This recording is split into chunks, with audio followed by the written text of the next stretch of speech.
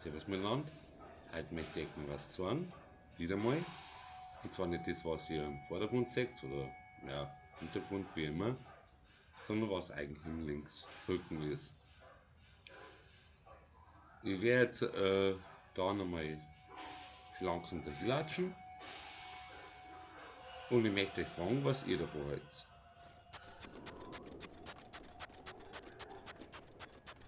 Jetzt gehen wir da runter an diese Steinsäulen. Ich denke mal nicht, dass die Steinsäulen sind, sondern was anderes. Aber das sieht ihr jetzt gleich.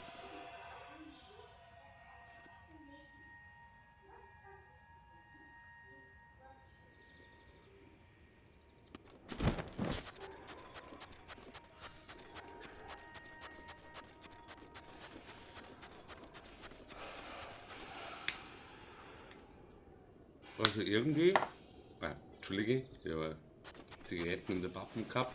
Irgendwie schaut es ja schon fast aus wie eine Statue. Keine Nase sehen,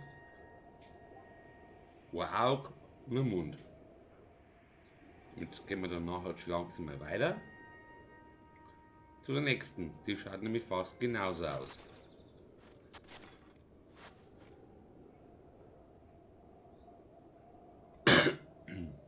Entschuldigung.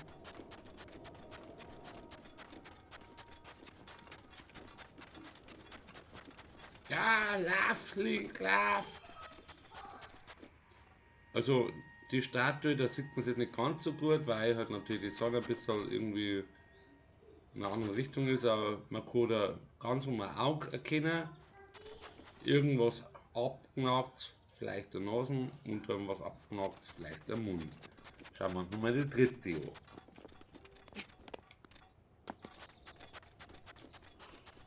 Ihr habt ja gesehen, dass da ganz komische Steinformationen sind. Da sieht man es jetzt nicht ganz so gut, aber wenn jetzt die Sonne mal umkommt, dann sieht man es besser. Auch wieder ganz um ein Auge. Irgendwas, was eine lange Nase sein kann und dann ein Querstrich nochmal für den Mund. Ich meine, dass die Statuen waren. Ganz lang vergessene. Und nicht bloß die drei, sondern da sind ja noch ein paar mehrere komische Steinhaufen benannt, die aber nicht mehr wirklich existieren, sondern bloß noch die Steine umeinander flackern. Da hat mich gefreut, wenn ihr euch hinreißen lasst, dass ihr einen Kommentar hinterlasst. Ich sage euch nochmal, wo das ist. Das ist östlich von der Geruderstadt,